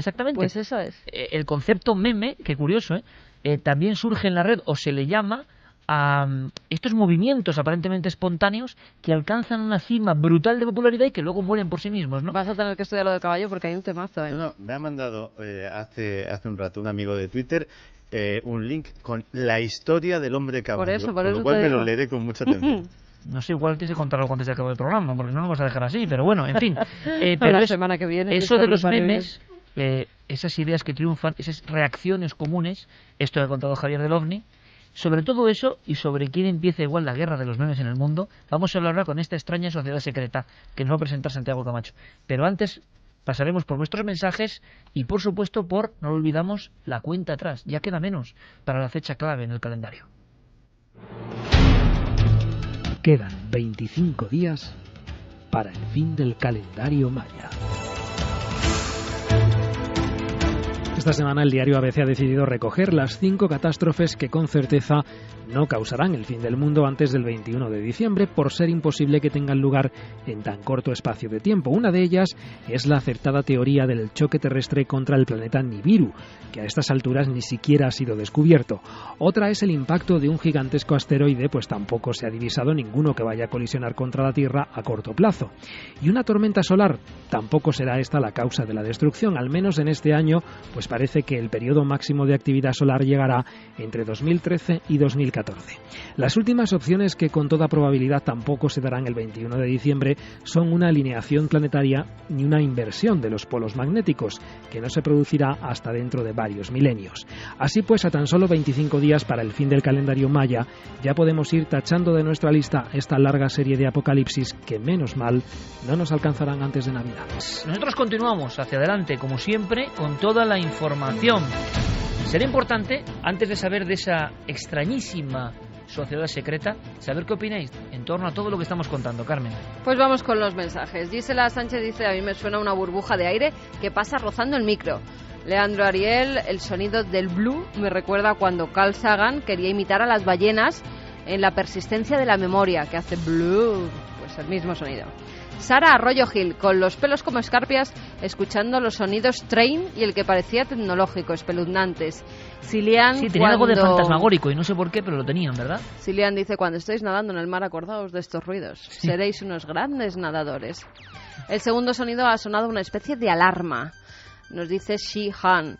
Green Poison: yo creo que es más bien el sonido que produce el movimiento de la masa líquida. Justo al escuchar el hum he pensado que sonaba igual que el de Kiev. Ese ruido de Argentina es como el de Kiev. Miguel Ángel Aranda nos Eso lo estaba comentando nuestra audiencia antes de que se dijera. Es una audiencia pata negra absolutamente, ¿no? Porque sonido no es fácil. Que pone los pelos de punta. También nos dicen, hola, pero ¿quién se cree esa explicación de los icebergs? Los icebergs flotan, no se arrastran por el fondo. El hielo siempre flota sobre el agua al tener menor densidad. Ya, pero los icebergs siempre hay una parte que tienen por debajo sumergida. En ocasiones hay que acudir a lo lógico y a la ciencia, ¿no? En muchas ocasiones, que es lo que a veces yo echo de menos en muchas teorías de la conspiración, que veo que tienen algunos autores, incluso los más polémicos, tienen elementos muy interesantes, pero luego rechazan algunas cosas que dices, hombre, es que es de cajón, ¿no? Y los icebergs y su sonido está bastante demostrado, ¿no? Mira, respecto a los agotes, Juan Antonio Sanz decía, así los definía Pío Baroja: cara ancha y juanetuda, esqueleto fuerte, pómulos salientes, distancia bicigomática fuerte, grandes ojos azules o verdes claros, algo oblicuos, cráneo braquicéfalo, tez blanca, pálida y pelo castaño o rubio. No se parece en nada al vasco clásico. Es un tipo centroeuropeo o del norte. O sea que Pío Baroja tenía claro que eran otra gente extraña, ¿no? En fin. Coco Fernández, la diferencia siempre ha causado miedo o rechazo y en aquella época simplemente demoníaca o enfermiza. No hemos cambiado mucho. El niño que lleva gafas sigue llamándole cuatro ojos. Es triste cierta mentalidad humana. Pues ese mensaje está muy bien, ¿eh? Porque en el fondo es eso de apalear al diferente, tú, y sobre todo apalearlo cuando el que apalea tiene la fuerza de otros o está en superioridad respecto a un individuo. Esa escena, por ejemplo, desgraciadamente ese tema, ¿no?, del acoso escolar, por ejemplo, nos lleva a engrandecerlo, a hacer la estadística y darnos cuenta de que entre los pueblos ha ocurrido exactamente lo mismo. ¿Será que tenemos ese gen maligno, ¿no?, todos nosotros? Luis Lombardo decía: los cátaros, los templarios, los palestinos, los judíos, los cristianos, los musulmanes, los gitanos, los payos. El caso es sembrar el odio entre ellos. Me parece a mí que el diablo tiene más terreno cogido del que nos pensamos. Sobre todo esas diferenciaciones, ¿no? ¿Y por el dinero qué? ¿Y ricos y pobres qué? Y todo tipo... En fin, el racismo del que nunca se habla, curiosamente, suele ser el de la sensibilidad o lo cultural, ¿no? Eso sí que no importa. Y yo creo que eso quizás sí que importe, ¿no? Personas que no tienen ningún apego a sensibilizarse, a preguntarse, a reflexionar. Sobre eso también ocurre. Pero es curioso, esa división constante y al mismo tiempo la ciencia demostrando que nuestro tronco como humanidad cada vez es más común y que todos procedemos de los mismos padres realmente, ¿no? Antonio Díaz decía que queremos conocer otras formas de vida cuando ni siquiera somos capaces de conocernos a nosotros mismos. Esta película hace pensar lo poco que nos conocemos. Solo espero que nunca volvamos a ser como en el pasado, aunque hoy en día estas cosas siguen pasando, nos comentaba Mai. Seguimos con mensajes. Evidentemente hay temas que hemos convertido en noticia, hemos puesto sobre el tapete y generan evidentemente vuestra reacción y vuestra reflexión. Vamos con otra historia. Vámonos a un par de siglos atrás. Estamos ya con ese sonido, sí.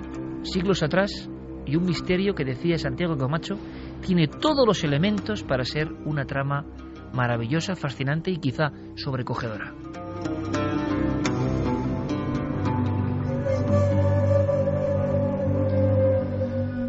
Pues sí, Iker, nuestra novela empieza con un personaje peculiar, el doctor Kevin Knight, de la Universidad del Sur de California. Él, en contra de lo que pudiera imaginarse por la introducción que hemos hecho, no es un criptógrafo, no es un historiador. Él en realidad es un experto en traducciones informáticas. Él es el que hace esos programitas que luego aparecen en los buscadores, que luego nos compramos para los ordenadores o que ya están en nuestros teléfonos móviles, que nos traducen de un idioma a otro. Parece fácil, pero no lo es.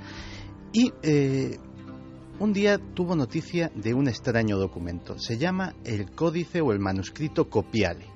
El Copiale no se sabía nada de él hasta después de la Guerra Fría.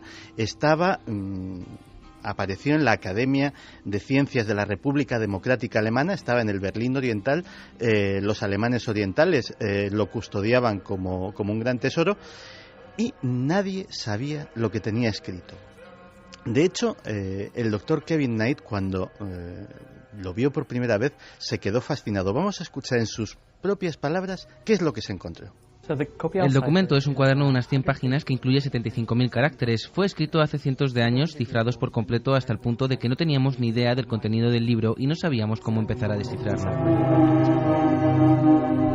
3:26, debe haber mucha expectación con esta historia de Santiago Camacho, seguramente con los sonidos del agua también, porque me comunica desde su nicho, ¿no? Al otro lado del cristal, junto a Geray, me comunica Fermín Agustín, nuestro compañero, que en este momento Milenio 3 es trending topic y para un programa de radio no está nada mal. ¿Qué significa?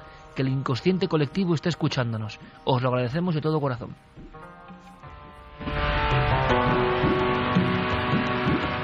Escuchemos entonces tanta gente lo que cuenta maese Santiago Camacho.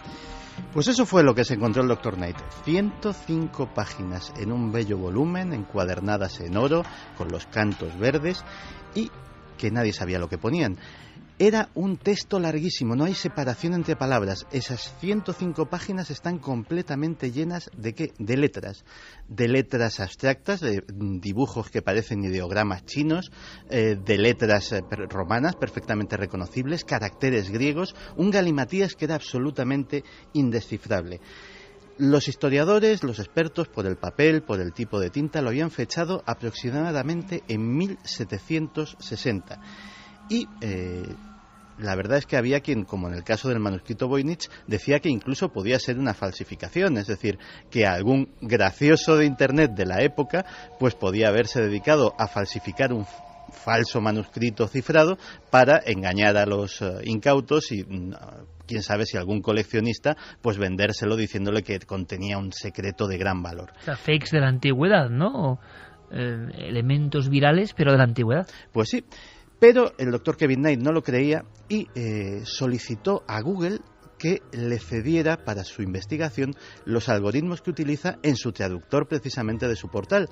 Algoritmos que él modificó y con los que diseñó un programa para intentar traducir sin saber en qué lengua estaba ni qué cifra había aquel extraño galimatías. Y la verdad es que era una tarea enormemente complicada. Fíjate que para representar una sola letra había combinaciones de hasta 7 caracteres, es decir, había secuencias de 7 letras que simplemente simbolizaban una sola. De hecho, uno de los grandes avances fue cuando descubrió que las letras reconocibles, tanto las griegas como las latinas, en realidad estaban puestas para despistar. Es decir, no significaban absolutamente nada y realmente eran los símbolos abstractos los que contenían la cifra que realmente era relevante. Pero hay más, también había símbolos que, igual que había 7 para representar una letra, había uno que representaba varias letras, o incluso símbolos que representaban solamente una palabra entera, con lo cual la tarea era ingente. Pero finalmente, tras 3 años de trabajo, comenzó a ver la luz, y su primera frase le impresionó enormemente. Lo escuchamos. Las primeras palabras del documento son ceremonia de iniciación, lo que suena muy excitante. No teníamos ni idea de lo que trataba el libro, pero las siguientes palabras eran sección secreta. Solo después de descifrarlo nos dimos cuenta de que era un documento de una sociedad secreta de 1730. Las sociedades secretas entraron en crisis en torno a 1730, así que este documento abre una ventana a los investigadores de la historia y las ideas de estas sociedades secretas.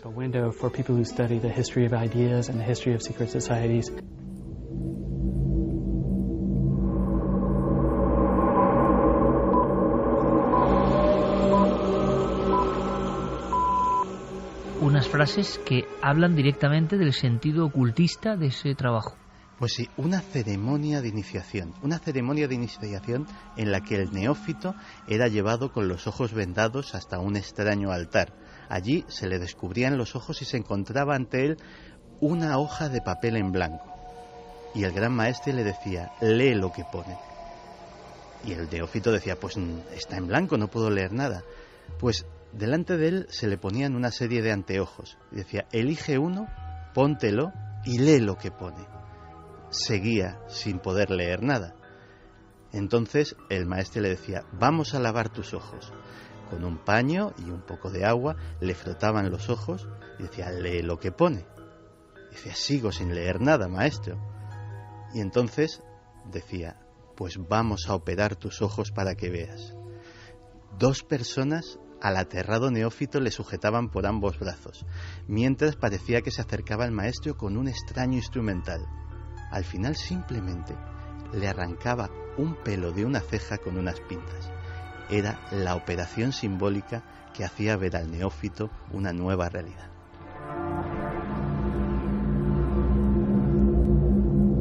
Ahora mismo hemos vivido la escena, me la estoy imaginando como en esos pequeños cuartos sin ningún tipo de iluminación, donde el neófito pasaba a otro plano, ¿no? Hacía análisis. Ocurre en casi todas las sociedades secretas. Hay un rito que siempre significa dejar atrás la vida ordinaria y empezar con esa vida de iniciado, es decir, que conoce secretos que solo comparten unos pocos. Bueno, ¿y quién está detrás de todo esto, Santiago? Pues ni más ni menos que la alta e iluminada orden de los oculistas de Bluffenbüttel.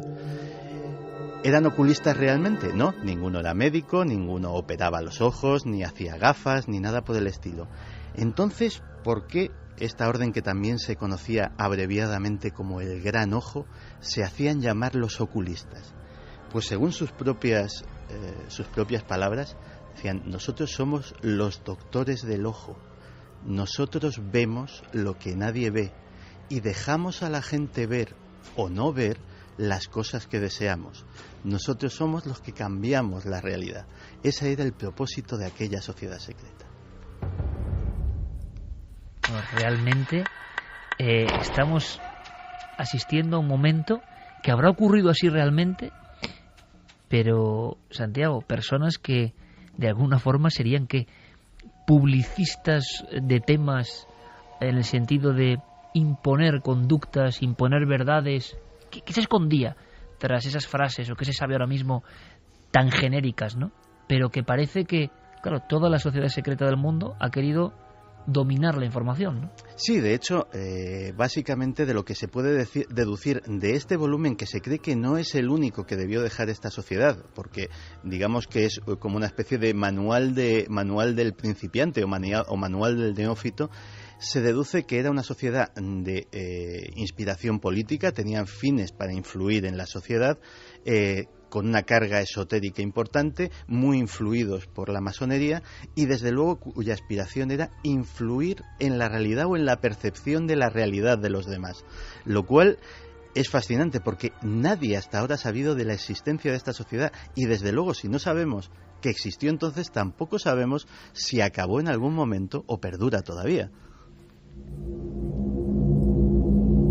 Los oculistas, en el concepto de ver, ver más allá, ver la realidad, ver la profundidad. ¿Y tendremos más información en el futuro, Santi, de este grupo? Pues de hecho, el propio Dr. Knight está todavía trabajando con el manuscrito, porque hay una teoría que dice que simplemente han descifrado una capa, que puede haber dentro del propio manuscrito codificadas más cosas, que a lo mejor resulta que las letras latinas y las letras griegas a lo mejor no están solo para despistar, sino que son una segunda o tercera capa dentro de ese enorme mensaje cifrado. Desde luego, también sabemos cosas de cómo funcionaban. Por ejemplo, se recomendaba al neófito en público no tomar partido nunca, no discutir con nadie, dar a todos la razón, que nadie sepa tus inclinaciones ni tus creencias. Eso solo queda para nosotros. ¿Y se sabe algo más?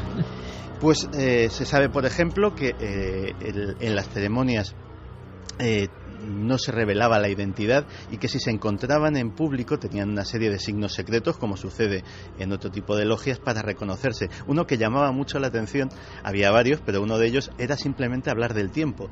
Y entonces, si sospechabas que otro era miembro de tu misma sociedad, le preguntabas: oye, ¿qué tiempo hace fuera? Y si te contestaba lo contrario del tiempo que realmente hacía, era probablemente que fuera uno de tus hermanos.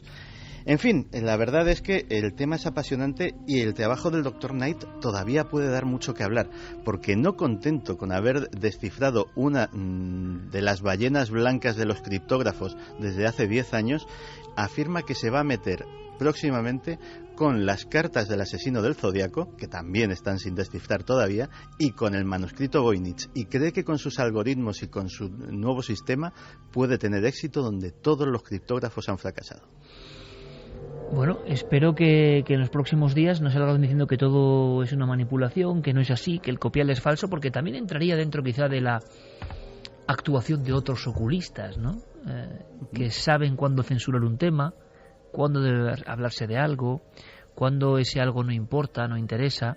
Un día tenemos que hablar de eso. Santi, además, con sus estudios sobre el mundo de la publicidad y el mundo de los estudios sobre los estilos de vida, tiene cosas muy interesantes que contar, ¿verdad? Sobre cómo se establecen en ocasiones ciertas verdades que consideramos, vamos, absolutamente reales y que nadie puede escapar a ellas, ¿no? Y una necesidad de tener ciertas cosas que nadie puede escapar a ello. Un organigrama, un engranaje perfectamente diseñado. ¿Serán herederos de los oculistas?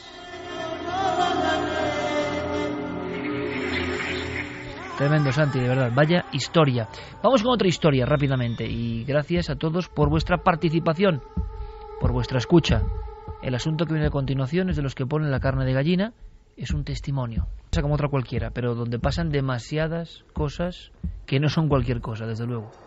En este caso ya no solo una casa, no solo un piso concreto, sino todo un edificio. Puede estar maldito todo un edificio. Veíamos algo parecido en Valencia, el que se llamó ese edificio de la calle Tres Forques, el edificio maldito de Valencia. Bueno, pues parece que en Madrid, en la zona de embajadores, no vamos a decir la zona concreta, por supuesto, solo te diré que hace unos días, comprobando esa dirección exacta, porque la tenemos, aparecía en una página web dedicada al alquiler de estudios y de pisos un piso concreto de ese mismo edificio. Por lo tanto, hemos podido ver esas fotografías. Carlos, nuestro testigo, había iniciado una relación hacía unos meses, estaba buscando un lugar donde entrar a vivir con esta pareja y unos amigos de sus padres le recomiendan este edificio de la zona de embajadores, que a base de una serie de relaciones que tenían, pues le recomiendan porque conocían a los anteriores propietarios. Esto ocurre en el año 86. Vamos a escuchar a Carlos contándonos cómo llegan a ese edificio en el que solo llegan a pasar un año. Ya de entrada, lo primero que nos dicen es que la casa está libre porque los anteriores inquilinos, una pareja joven, de entre 20 y 23 años, una cosa así, que de repente un día la chica se había quitado la vida. Había aparecido muerta en el cuarto de baño de la casa, se había suicidado. Ellos hablan de una casa del Madrid castizo, de una casa como con un olor muy peculiar a madera vieja, una casa antigua, una casa muy similar a la que pues todos los que hemos buscado piso alguna vez en Madrid nos hemos encontrado en algún momento, una casa normal y corriente. Pero además, en esos primeros días en los que ellos entran a vivir, parece que ese hecho que consideran aislado no le dan demasiada importancia y no influye en sus vidas porque son muy escépticos y no creen que nada de esto pueda tener relación con lo que puede ocurrir en el inmueble.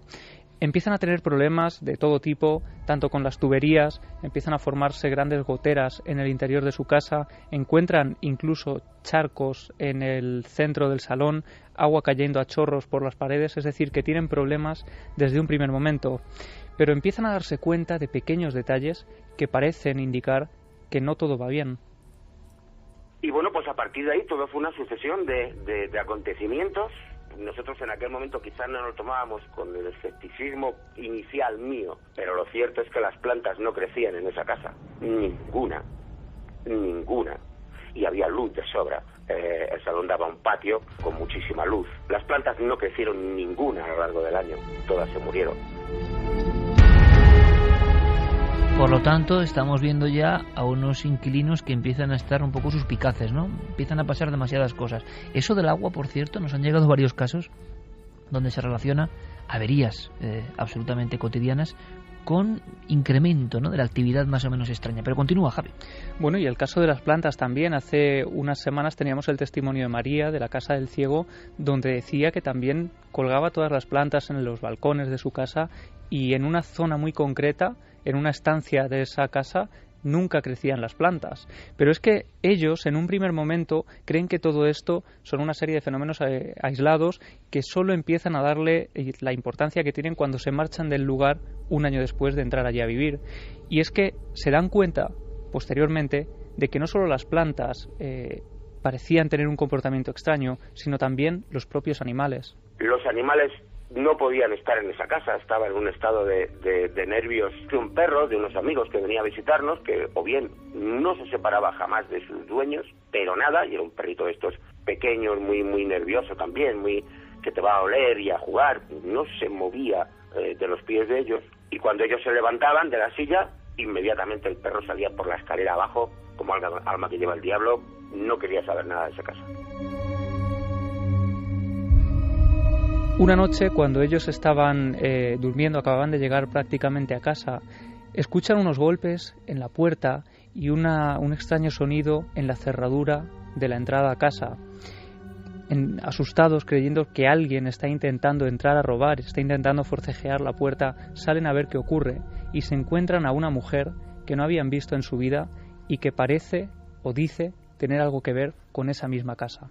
Recuerdo también que nos encontramos a una chica un día, no muy entrada a la madrugada, pero de madrugada, intentando abrir las puertas de las casas. Y cuando yo abrí la mía, porque intentaba meter algo por la cerradura, que yo entiendo que sería una llave, no te creas que se sorprendió lo más mínimo, o sea, no se me miró, yo la pregunté, ¿pero qué estás haciendo? Y me contestó, buscar mi casa. Esta escena en concreto sí da genera una sensación como que eso concentraba cosas muy raras. Cuando acabe, Javi, comentaremos algo de una casa que va a ser importante mañana, precisamente, en Cuarto Milenio.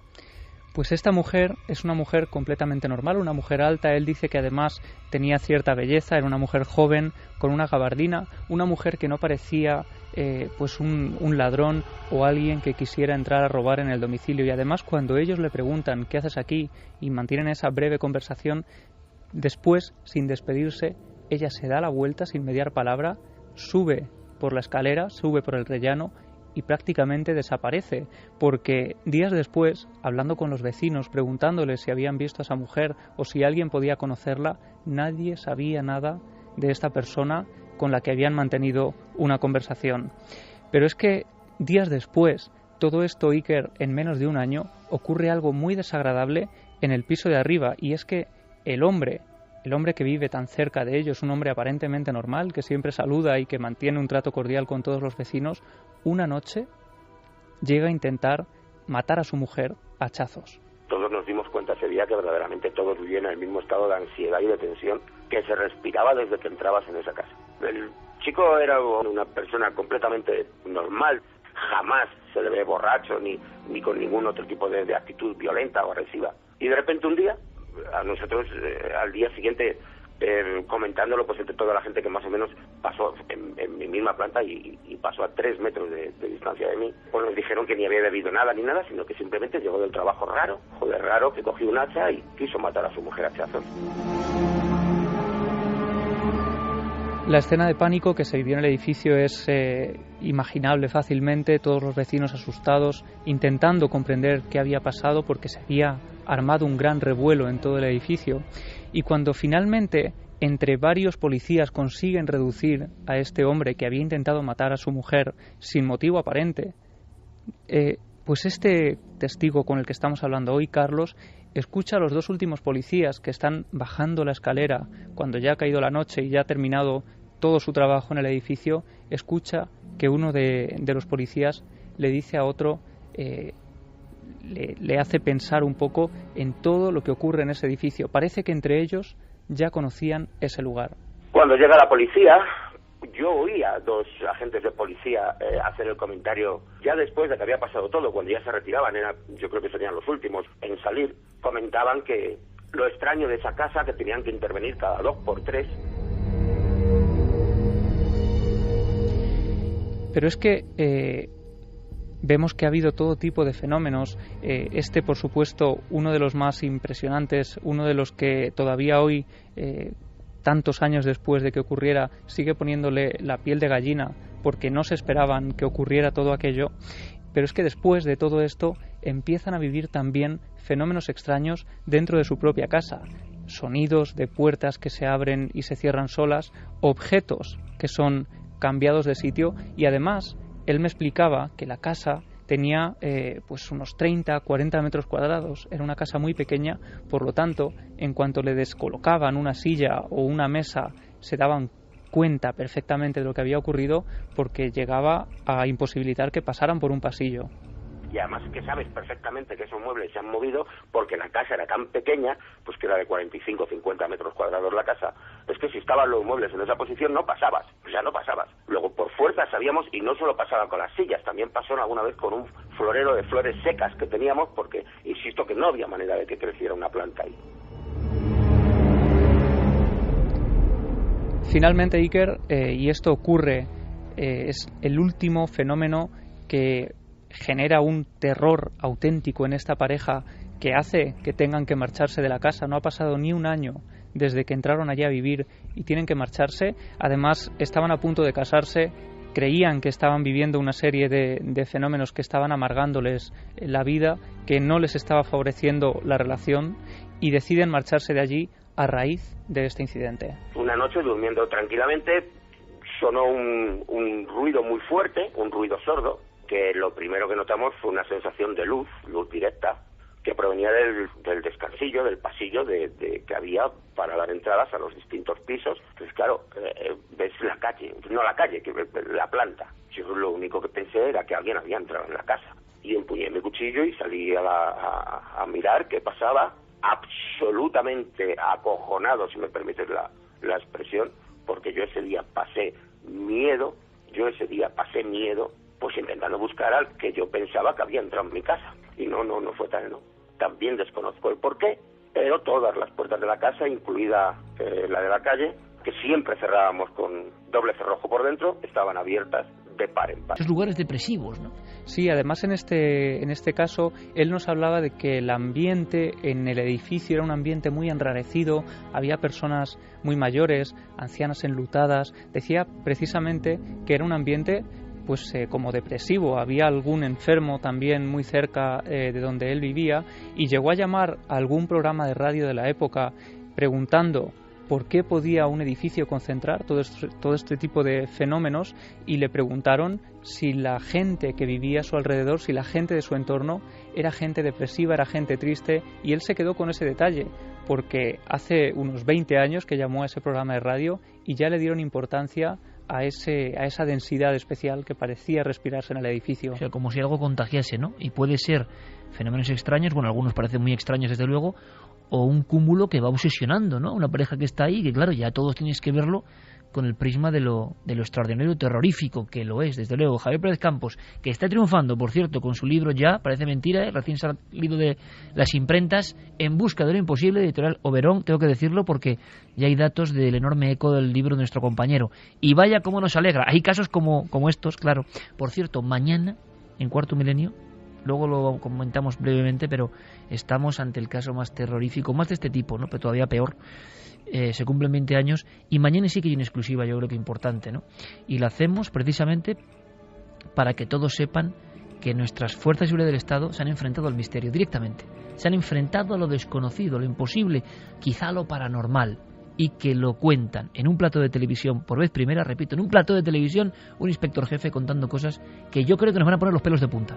Y yo creo que era la voz que faltaba en esta historia, porque habíamos oído a gran parte de los involucrados en todo esto, pero la parte más objetiva, la parte más fría, la parte que firma ese informe policial que le da tanto rigor a esta historia, no había hablado hasta la fecha, y creo que cuenta cosas que a mí me pusieron la piel de gallina cuando estaba escuchándolas. Claro, había una mínima, ¿no? Hubo una entrevista previa de Javier Pérez Campos mano a mano con este inspector jefe, nos ha costado convencerle. Hubo una declaración en la época, hay que decirlo, siendo honestos, al programa de Pérez Reverte, una declaración grabada en la comisaría, pero desde luego solo se confirmaba de alguna manera que la policía había estado en esta casa donde había una muerte por Ouija y luego fenómenos extraños. Pero que este inspector jefe esté con nosotros y nos cuente un montón de cosas, yo creo que va a ser algo de verdad. En mi opinión tengo la sensación hasta de que es un caso que da mucho repelús, pero bueno, pero es parte de la historia de los fenómenos extraños. Vamos ahora rápidamente con otro fenómeno extraño en sí mismo, que es Diego Marañón, y que nos va a contar algo que tenemos que saber. Había una encuesta, ¿verdad, Carmen? Como siempre, una historia de créalo o no. Créalo o no. ¿Qué opinas de la historia de esta semana, la criatura de Berwick? Falso. 72,2%. 72%. Y verdadero 27,8%, que la gente no se lo ha creído. No se lo ha creído porque esta quizá era muy célebre, una criatura extraña de aspecto humanoide que aparecía en una filmación. Diego Marañón, hola de nuevo. Hola, ¿qué tal, Iker? Pues correcto, es falso, pero ojo porque la mayoría de nuestros oyentes han dado por buena la explicación que se encuentra rápidamente en Internet y no es así. Ah, o sea que hay un doble giro, y si ya lo decía yo. Efectivamente, la historia es falsa y la foto está retocada por Photoshop, ¿no? Se ven los datos EXIF, analizando un poco la imagen se ve, pero realmente la explicación que circula por ahí es que es parte de la campaña viral de un videojuego. No es así, no es así. La propia compañía, después de como dar a entender que ella era la responsable, lo desmintió. Ese tweet no ha sido tan conocido, pero la compañía de videojuegos dijo, oye, que estamos de broma, que realmente no hemos sido nosotros. El origen de la imagen está en un foro, como tantas otras, concretamente en el foro Archery Talk.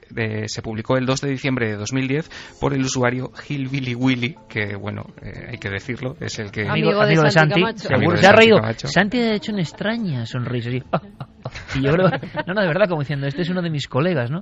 Ha hecho una risa tipo, antiguamente, con todo el respeto, ¿no? Tipo Germán de Argumosa, cuando se reía. Y fíjate ese videojuego que dio para 35 páginas de discusión en ese foro. Pero, repito, no es la campaña de un videojuego, sino el trabajo de uno de esos grandes creativos que se esconden por determinados foros. Una aparición tipo Mothman o figura famélica que se enfrentaba a todo lo que estaba a su vera y que era captado por las cámaras. Bien, han acertado 72%, estaba muy claro. ¿Qué ocurrirá con la historia de esta semana? Créalo o no, de nuestro detective de lo insólito. Diego, todo oído somos.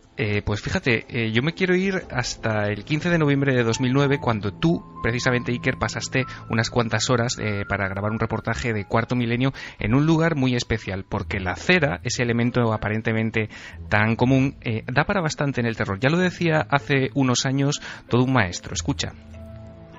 La cera es protagonista de muchos relatos de miedo y de muchos argumentos cinematográficos. En las películas donde interviene el demonio, como en El Exorcista o en La Semilla del Diablo, siempre hay velas. Velas rojas o velas negras con las que se llevan a cabo invocaciones o maleficios o figuritas de cera para ser utilizadas en magia negra y en brujería. Bueno, y sobre museos de cera hay también muchísimas películas. La de esta noche, por ejemplo, Los crímenes del Museo de Cera. Yo, modestamente, no utilizo la cera para el terror, no. Bueno, no hace falta presentación alguna, ¿no? El gran maestro Chicho Ibáñez Serrador, al que mandamos un abrazo enorme. Y hablaba de la cera. ¿Y por qué hablamos de cera? Pues porque era la introducción, mis terrores favoritos, a esa película de 1953, Los crímenes del Museo de Cera. ¿Qué se contaba en esa película? Pues se nos hablaba de una especie de escultor, de un creador, al que se le cercenaba de alguna manera su capacidad de crear estas esculturas, y llegaba a construir estas figuras pues a partir de elementos bastante macabros que les daban un aspecto demasiado real, a partir de cadáveres reales. Iker, ¿qué hubiera pasado si tú ese 15 de noviembre de 2009 hubieses tropezado a lo mejor con una de las figuras y al caer hubiese salido un hueso humano de esa figura? Que me muero directamente. Porque vamos, el susto hubiera sido de espanto, ¿no? Me acuerdo de la imagen de una menina en mitad de la noche, la que más miedo me dio de todas, aquella noche en el Museo de Cera solas. Puede ser que a lo mejor en algún museo de cera se escondan realmente cuerpos humanos sin que los visitantes sepan que esos cuerpos están ahí. Esto es inconcebible, ¿no? Bueno, pues créalo, ¿no? Te lo cuento en 7 días. Gracias, Diego Marañón, un abrazo grandísimo. Hasta la semana que viene.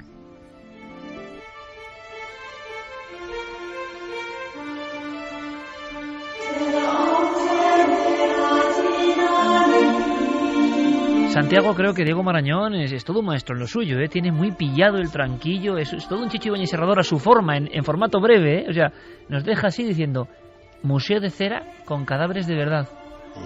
Pues fíjate que es de esas que yo voy a tener que pensar, no voy a hacer trampa y no voy a mirar internet, voy a tener que pensar mucho antes de decidirme por una opción. Claro, porque a veces lo que hace todo el público, y es normal, es buscar en internet, pero ocurre como ha pasado ahora, por eso lo ha hecho Diego, que lo que se cuenta en internet como solución tampoco es verdad. Bueno, es que Diego lo hace tan bien que a veces ni buscando en internet encuentras la respuesta correcta, lo cual está muy bien. Sí, museos de cera o aquellos, una cosa traumática para mí, esos carricoches del terror de las ferias, que ibas con y que se hablaba, por lo menos en tiempo se hablaba, de que algunas de esas figuras monstruosas o quemadas que aparecían en artilugio de 2 plantas era un cadáver real, ¿no? Era la leyenda que por lo menos por mi tierra natal Iker, se difundió. Hablando de internet, me dejas 30 segundos porque ya lo sé todo sobre el hombre caballo. 30 segundos del hombre caballo y luego mensajes.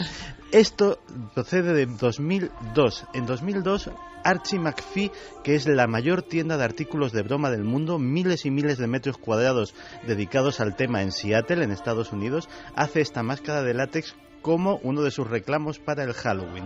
Pero eso no es lo que le hace... Bueno, venden mucho, Archie McPhee vende a internet a todo el mundo. Yo conocía la tienda antes de saber... Ya decía yo. Sí, te lo puedes imaginar. Sino que después, una de las guías de viaje más prestigiosas del mundo, Lonely Planet, hace un libro extraño, un libro que podríamos llamar friki. Se trata de la guía Lonely Planet de viaje experimental, en la que propone a los viajeros formas diferentes de viajar. Y al redactor de esta guía se le ocurre decir, ¿y por qué no viajar con la máscara de caballo de Archie McPhee? A raíz de esa guía empieza a aparecer por todo el mundo turistas que llevan su máscara de caballo. Esto le encanta a su vez a los japoneses, que los japoneses empiezan a pedir a Archie McPhee pedidos inmensos de ese tipo de cosas. Empiezan a surgir los primeros vídeos y el meme se distribuye por todo el mundo. Y estamos entonces ante el fin del mundo. Yo creo que es una señal, ¿no? Es una señal clarísima. O sea, si esto prospera, es una señal. Pero bueno, ya nos han mandado fotografías de conciertos en Asturias y todo. Claro, y ahora cuando he contado... con la cabeza de caballo. Santiago Camacho, como buen gurú de todo lo oculto, con su realidad oculta, pues ahora un montón de gente lo va a hacer. Esto es imparable, claro. Ya es un símbolo. Es como la célebre máscara de Anonymous, pues también simboliza el anonimato en la red, pero en su lado más jocoso o más de hacer bromas. Se ha convertido en el símbolo del lado divertido de la red. Tiempo para más. Mañana, eso sí, hacemos algo en Cuarto Milenio, nuestro programa hermano, que nunca hemos hecho. En tiempo real vamos a estar en ese domicilio 20 años después, donde la Policía Nacional redactó un informe que se resume así, documento oficial. Han ocurrido y hemos vivido una serie de hechos de todo punto inexplicables. Supera, yo creo, que cualquier película. La persona que no había hablado es la persona que redactaba ese informe, el inspector jefe, luego inspector jefe de embajadas en Madrid. Mañana va a estar en Cuarto Milenio y creo que es un paso importante, porque cada uno puede pensar lo que quiera, claro, pero quien lo dice, cómo lo va a decir, yo creo, y lo que nos va a contar es como para reflexionar. Santi, Geray, Fermín, Javi, Carmen, un placer. Mañana nos vemos todos juntos. Venga, mañana ahí estaremos. Mañana sobre las 12 de la noche, un especial Dossier Caso Vallecas. Os esperamos.